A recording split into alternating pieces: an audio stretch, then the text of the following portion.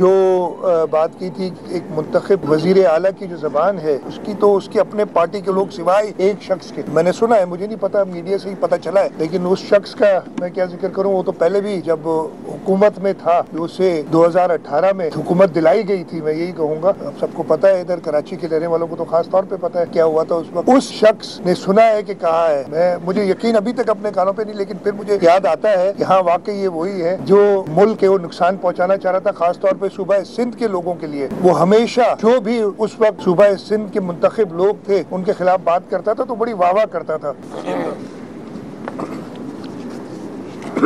بسم اللہ الرحمن الرحیم۔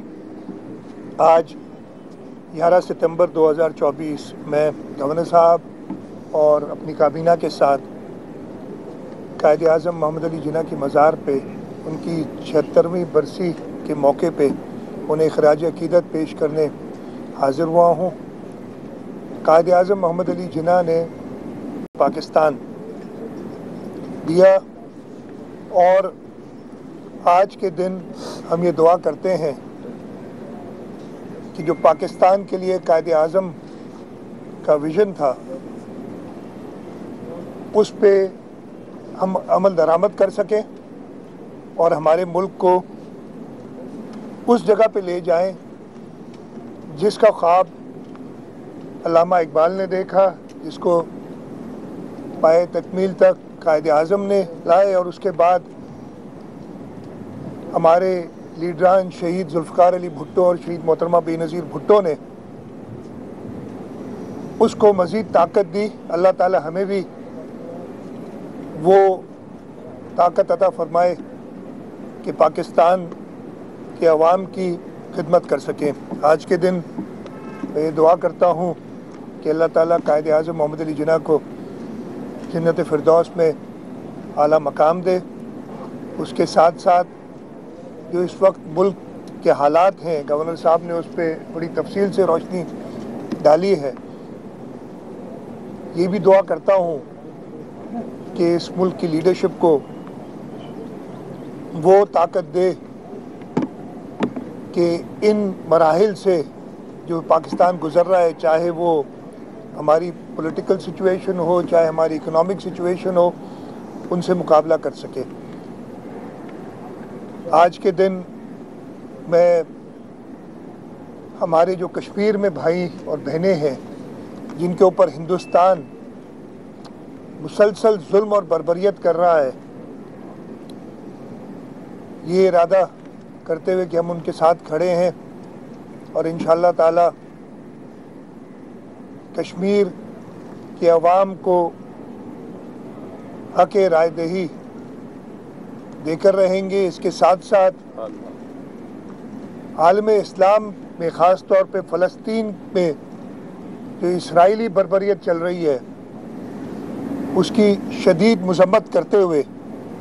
یہ دعا ہے کہ عالم اسلام متحد ہو اور جہاں جہاں مسلمانوں کے ساتھ یہ ظلم ہو رہا ہے وہاں پہ متحد ہو کے ان طاقتوں کا مقابلہ کریں جو نہ صرف مسلمانوں بلکہ انسانیت کے ساتھ ظلم کر رہے ہیں۔ آج کے دن ہمیں ایک بار پھر عہد کرنا چاہیے کہ ہم سب متحد ہو کے اپنی ذاتی رنجشوں کو پیچھے رکھ کے ملک کے اندر جو صورتحال ہے اس کا مقابلہ کریں اور پاکستان کو وہ عظیم مملکت بنائیں جس کا قائد اعظم کا جو ویژن تھا، اور جیسے میں نے کہا جس کے لیے شہید ذوالفقار علی بھٹو اور شہید محترمہ بے نظیر بھٹو نے اپنی جان کی قربانی دی۔ اس کے ساتھ ساتھ آج کے دن یہ بھی یاد ہے کہ ملک کے اندر جو انٹرنل صورتحال ہے اس کا مقابلہ کرنے کے لیے بھی ہم سب متحد ہوں اور وہ ساری قوتیں جو ملک کو نقصان پہنچانا چاہتی ہیں ان کو نیست و نابود کریں۔ اچھا سی ایم صاحب، آپ کی غیر موجودگی میں سندھ اسمبلی نے 2 قراردادیں پاس کی، ایک ارسا کے حوالے سے جو سندھ کے تحفظات ہیں اس کے حوالے سے، اور دوسرا جیسے ابھی گورنر صاحب نے بتایا کہ وہ نفرت کا بیانیہ جیل سے بھی جاری ہو رہا ہے۔ ایک صوبے کے ذمہ دار وزیر اعلیٰ نے جو زبان استعمال کی عورتوں کے بارے میں، मीडिया के बारे में और इदारों के बारे में, इस हवाले से आप क्या कहेंगे? दो आपने करारदादों की बात की। इरसा की करारदाद मैं चाहे मुल्क से बाहर था लेकिन ज़रूर राब्ते में था, और जो सिंध के लोगों की इसके बारे में वसवसे हैं और जो कि असम्बली के मेंबरान और हुकूमत सिंध जिनका एक बार नहीं कई बार पिछले 15 सालों में, चाहे वो आज से 20 साल पहले जब हम अपोजिशन में थे उस वक्त भी सिंध असम्बली ने करारदाद मंजूर की थी। पाकिस्तान पीपल्स पार्टी ने उस वक्त अपोजिशन में थी लेकिन उस वक्त भी वो करारदाद मंजूर कराई थी। कालाबाग डैम के खिलाफ पानी के अकॉर्ड पे अमल दरामद के लिए कई बार करारदादें मंजूर की हैं सिंध असम्बली ने, और इस वक्त जब एक बार दोबारा ये बात सामने आई थी तो सिंध असम्बली ने ये मुनासिब समझा कि सिंध के लोगों की राय देखते हुए एक करारदाद मंजूर की। उसके साथ साथ जो बात की थी एक मुंतखब वज़ीर आला की जो ज़बान है उसकी, तो उसके अपने पार्टी के लोग सिवाय एक शख्स के,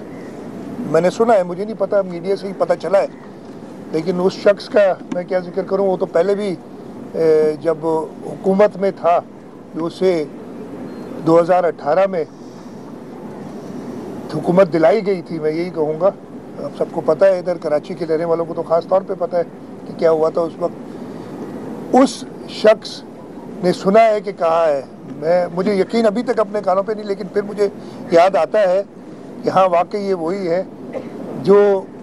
मुल्क के वो नुकसान पहुंचाना चाह रहा था, ख़ास तौर पे सूबा सिंध के लोगों के लिए।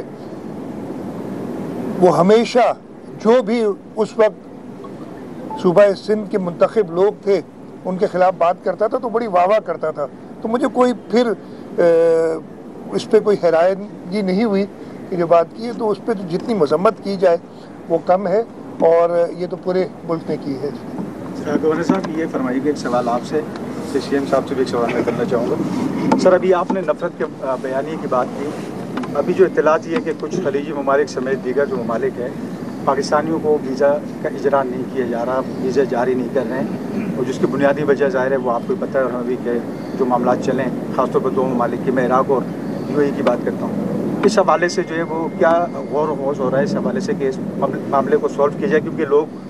वीज़ा प्रोसेस कराते हैं उनके पैसे ज़ाया हो जाते हैं। सीएम साहब आपसे सवाल ये है सर कि ये कहा गया था सिंध गवर्नमेंट की तरफ से कि जब ये बारिशें थम जाएगी तो हम इसको फिर वो कराची की सड़कों की असरकारी और सारा शुरू होगा, तो मेरे ख्याल में अब जो एक खलीज बंगाल में सिस्टम है वो तो कमज़ोर पड़ के सिंध को शायद मुतासिर ना करे, तो ये कब तक के सर अमली तौर पर इसका वो नज़र आएगा मंजर? जी, आपने बिल्कुल सही कहा, और ऐसी बहुत सारी जो शिकायतें हैं वो पूरे पाकिस्तान से जो बिजनेसमैन हैं वो भी कह रहे हैं कि हमें जो यूएई के अंदर वीज़ा की सहूलियात थी